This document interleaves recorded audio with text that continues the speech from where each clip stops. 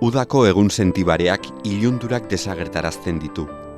Zentzumenak zein gozamenak pausu batera daudela otu zait, zeru zabal eta gorriari begira. Eguzkiaren irteerak izarren distira itzaltzen du. Zentzumenak zein postasunak behin edo behin ageri dira, gure ikusmira sorraraziz. Olatuen heriotza entzumenaz jabetzen da.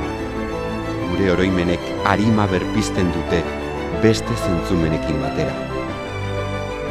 Haizeak itsaslainoarekin bat kresala garraiatzen du.